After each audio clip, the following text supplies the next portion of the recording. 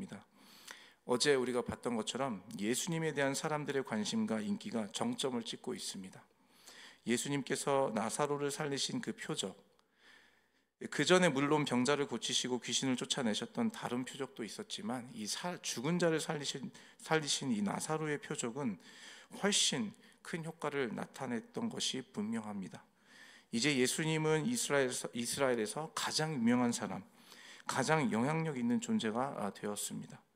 예수님이 예루살렘에 오신다는 소식을 듣고 이 무리들은, 사람들은 예수님의 대관식을 즉흥으로 열기까지 합니다. 어제 우리가 봤죠. 예수님께서 예루살렘에 입성하시는 것들, 종려나무 가지를 흔들면서 호산나 호산나 했던 그 무리들의 모습을 우리가 볼 수 있는 것이죠.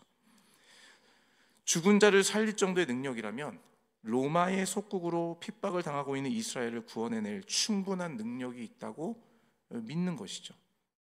아마 종려나무 가지를 흔들며 호산나를 외쳤던 그 무리들의 대부분은 이러한 예수님의 모습을 기대하고 상상했을 것입니다. 자신들을 로마로부터 구원해 줄 구원자다.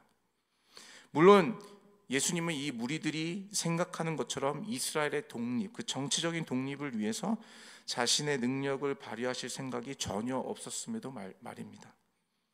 그래서 그런지 호산나를 외쳤던 이 무리들은 일주일도 안 돼요 빌라도 앞에서 신문당하는 예수님에 대하여 십자가에 못 박아라 라고 소리치는 이중적인 모습을 보여주게 되는 것이죠. 자신들이 기대했던 바를 얻게 되지 못할 것을 눈치채자 바로 예수님을 배반하는 무리로 변화하는 이 무리들의 모습을 우리가 볼 수 있는 것입니다. 어찌됐든 간에 예수님께서 앞으로 십자가에 달려 죽게 되실 것을 전혀 예측하지 못하는 이러한 상황에서 예수님의 인기는 지금 정점을 찍고 있습니다. 헬라인 몇몇이, 오늘 본문의 말씀에 의하면 헬라인 몇몇이 예수님을 만나기 위하여 찾아오는 모습을 발견하게 됩니다. 여기서 언급하고 있는 헬라인들은 하나님을 두려워하는 이방인들을 의미하는 것이죠. 유대인은 아니지만 하나님을 믿는 이방인들을 이야기하는 것입니다. 예배하기 위해서, 명절에 예배하기 위해서 예루살렘을 찾은 헬라인들은 이방인이지만 하나님을 믿는 자들이라는 것이죠. 이들이 예수님을 찾아왔다라는 것은 이방인들 사이에서도 이미 예수님에 대한 소문이 전해졌다라는 것을 단적으로 보여주고 있는 것이죠.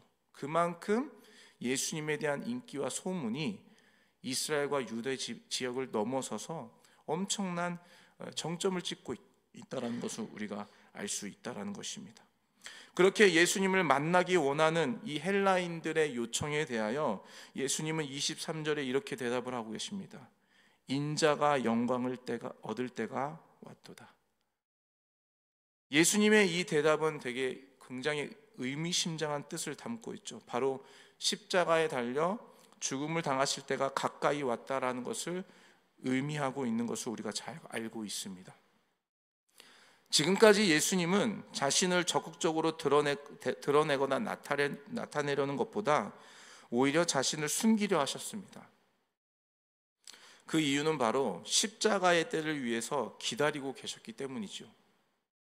병자를 고쳐주시고 구원의 회복을 허락하셨음에도 불구하고 그것을 알리지 말라고 오히려 숨기려고 하셨지 드러내려고 하지 않으셨다라는 거예요. 왜요? 때를 기다리기 위해서. 그때가 무엇이냐? 바로 십자가에 달려 죽임을 당하기 위한 그 때를 의미하는 것이죠.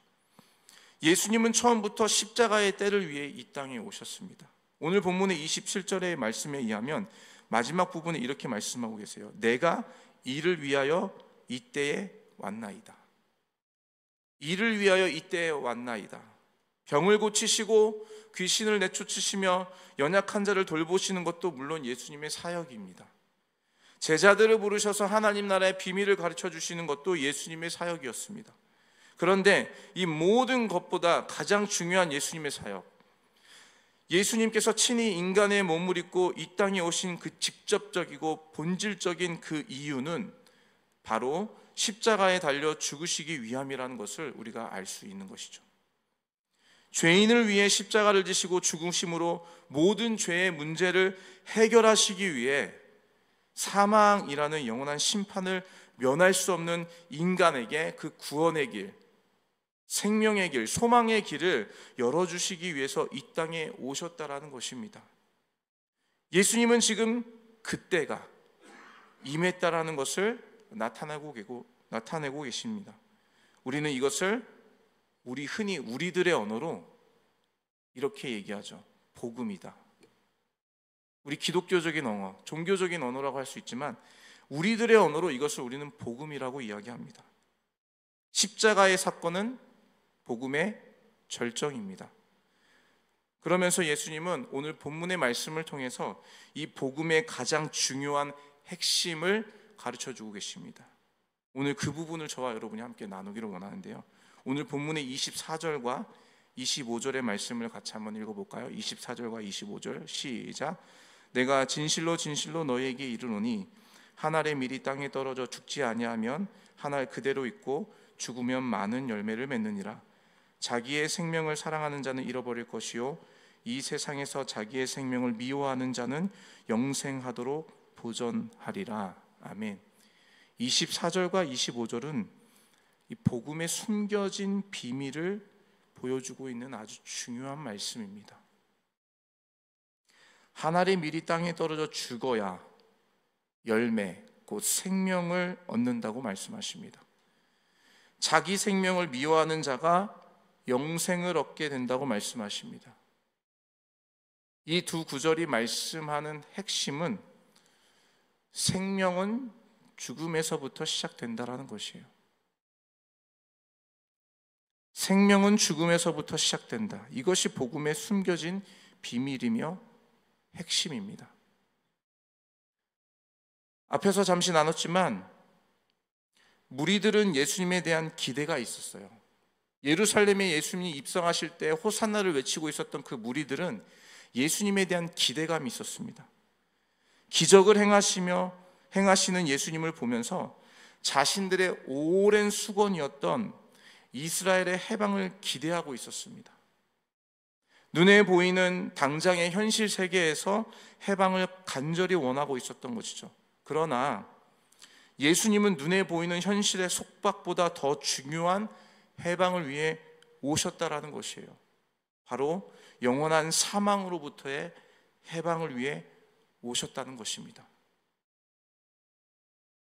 그런데 이 영적인 해방, 다시 말해서 구원을 이루기 위한 유일한 방법, 그것은 죽음을 통해서만 가능하다라고 성경은 말씀하고 있습니다. 이것이 바로 복음의 비밀이요 복음의 핵심이다라는 것이에요. 죽음이 생명을 낳는다. 살기 위해서는 죽어야 한다. 여러분, 이 말이 이해가 되십니까? 죽음이 생명을 낳는다. 살기 위해서는 죽어야 된다. 여러분, 이 말이 이해가 되세요? 이해하기 어려워요, 이 말. 당시 매일같이 말씀을 읽고 묵상하며 배우는 유대인들도 이 숨겨진 비밀을 이해하지 못했어요. 왜냐하면요, 이 복음의 비밀, 이 핵심의 가치는 세상의 가치관과 완전히 반대되기 때문이에요. 우리가 살아가고 있는 이 세상이 돌아가는 이 세상의 가치관과 논리 안에서 이 복음은 전혀 반대되기 때문이죠. 세상을 살아가는 논리와 방법에서 생명을 얻기 위해서는요, 남을 짓밟고 일어나야 되는 것이에요. 나를 내어주는 것은 세상의 논리로 봤을 때는 자살 행위와 마찬가지죠. 세상의 가치관과 논리 안에서는 어떻게든 내가 살려고 해야 하는 것이 세상의 논리며 방법입니다. 그렇게 살아가는 것이 맞다라는 것이죠. 세상의 관점에서는요. 그런데 하나님의 진리의 복음은 전혀 그렇지 않다라는 것입니다. 복음은, 그 복음의 비밀은 내가 죽는 것이에요. 죽음으로 인해 생명을 얻을 수 있는 것이 바로 복음의 핵심이며, 세상이 전혀 이해할 수 없고 세상이 전혀 흉내낼 수도 없는 완전한 진리라는 것을 여러분 믿으시기를 주님의 이름으로 축복합니다. 그래서 예수님은 일찍이 제자들에게 이 진리를 이렇게 가르쳐 주셨어요. 마태복음 16장 24절에 이렇게 말씀하십니다.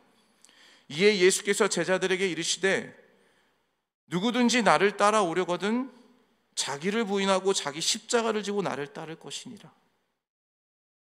누구든지 나를 따르려거든 자기 십자가를 지고 자기를 부인하고 자기 십자가를 지고 나를 따를 것이니라. 여기서 말씀하는 자기를 부인하는 것, 그것이 바로 죽음을 의미하는 것이죠. 복음의 삶, 예수님을 믿는 삶, 예수님을 따르는 삶의 그 시작은 바로 죽음에서부터 시작된다라는 것이에요. 죽음에서부터요. 이 말은요, 죽지 아니하면 예수님을 따라갈 수 없다라는 것이에요. 죽지 아니하면 예수님을 믿을 수 없다. 죽지 아니하면 복음을 누릴 수 없다. 죽지 아니하면 영생을 누릴 수 없다라는 이 말씀을 우리에게 하고 계시는 것입니다. 죽음을 경험하지 않고서는 영원한 생명을 얻을 수 없다는 말입니다, 여러분. 나와 내가 가지고 있는 내 자아, 내 자존심, 내 생각과 내가 지금까지 살아왔던 그 경험과 온통 나로 가득한 이 내 것을 버리지 않으면, 이 내 것을 죽이지 않으면 예수님을 따르는 신앙의 삶을 시작도 할 수 없다라는 것이에요. 복음을 아는 자, 복음을 경험하는 자, 복음의 진리를 맛본 자는 바로 자기 부인을 한 자인 거예요. 자기를 십자가 앞에 내려놓고 십자가의 진리 되신 예수님을 믿는 그러한 자들이 바로 복음을 아는 자고요, 복음을 믿는 자고, 복음을 경험한 자고, 복음의 그 진리의 맛을 아는 자라는 것이에요.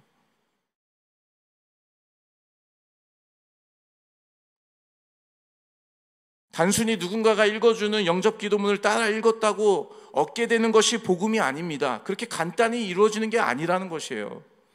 입술로 예수를 믿는다고 한마디 고백으로 이루어지는 것이 아니다라는 것입니다.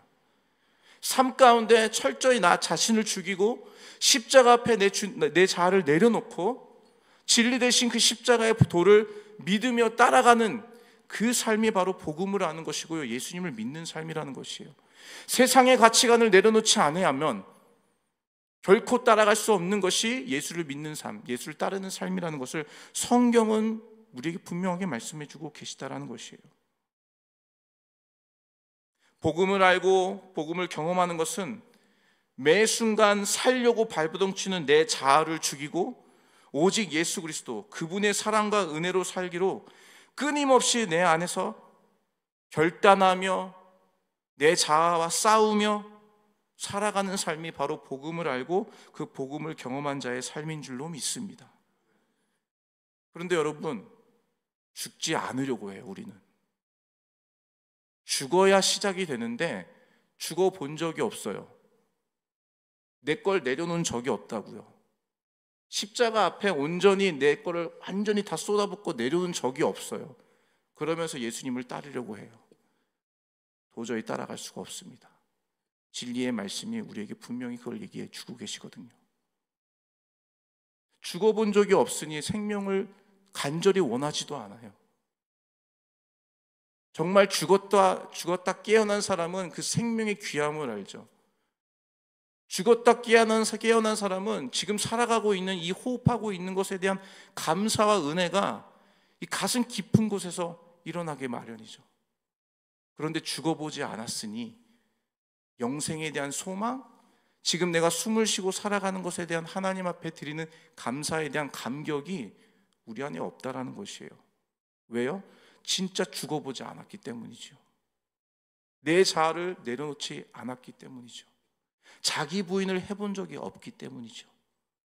복음을 전혀 모르는 것이죠. 오늘 본문에서 주님께서 우리에게 말씀해 주시는 복음의 진리가 무엇입니까? 생명은 죽음에서부터 시작된다는 것이에요. 죽지 아니하면 생명을 얻을 수 없다. 이걸 주님은 우리에게 분명히 말씀해 주고 계십니다. 그래서 사도 바울의 이 갈라디아 2장 20절의 고백이 바로 이 복음의 비밀을 담고 있는 거 아니겠습니까, 여러분? 한번 이 말씀 찾아보고 말씀을 마무리했으면 좋겠습니다. 갈라디아서 2장 20절 한번 찾아보실까요? 우리 잘 알고 있는 말씀이죠. 갈라디아서 2장 20절. 우리 한번 찾아보셨으면 같이 한번 읽도록 하겠습니다. 갈라디아서 2장 20절 같이 읽겠습니다. 시작. 내가 그리스도와 함께 십자가에 못 박혔나니 그런즉 이제는 내가 사는 것이 아니요 오직 내 안에 그리스도께서 사시는 것이라. 이제 내가 육체 가운데 사는 것은 나를 사랑하사 나를 위하여 자기 자신을 버리신 하나님의 아들을 믿는 믿음 안에서 사는 것이다. 아멘. 교회가 점점 힘을 잃어가는 시대 속에 우리는 살아가고 있습니다. 사회적으로나 시대적으로나 지금의 교회는 위기를 만났다는 것에 목회자나 학자들도 이견이 없습니다. 왜 이렇게 교회가 위기를 직면하게 되었나요? 물론 여러 가지 이유가 있을 수 있겠지만 저는 그 모든 이유의 본질에는 복음의 비밀을 깨닫지 못한 교회, 복음의 비밀을 깨닫지 못하고 그 맛을 보지 못한 성도 때문이 아닌가 싶습니다. 복음의 비밀, 생명은 죽음에서 시작된다. 이 세상 가치관과 차별이 되는 이 복음의 비밀을 교회가, 성도가 깨닫지 못하고 여전히 세상의 가치관에 물들어 살아가면서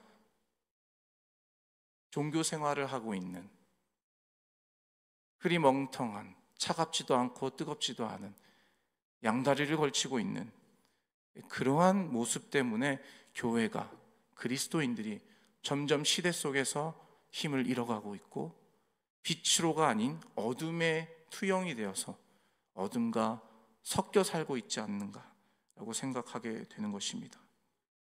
주님께서 오늘 우리에게 복음의 비밀을 회복하라고 말씀하시는 줄로 믿습니다. 복음의 비밀을 깨달으라고 말씀하십니다. 그 시작은 바로 내가 죽는 것, 내 자아를 내려놓고 나를 부인하며 예수님께 내 삶을 내어드리는 자기 부인에서 시작되는 것입니다. 저와 여러분, 오늘 우리의 부르심의 자리에서 어떻게 살아가시겠습니까? 복음의 비밀을 아는 자로 사시겠습니까? 아니면 성경에 나와 있는 이 무리들처럼 자기의 만족과 유익에 매여서 주님과 전혀 상관없이 상황에 따라서 호산나를 외치다가 얼마 지나지 않아 예수를 못 박아라 외치는 그 무리의 한 사람으로 사시겠습니까?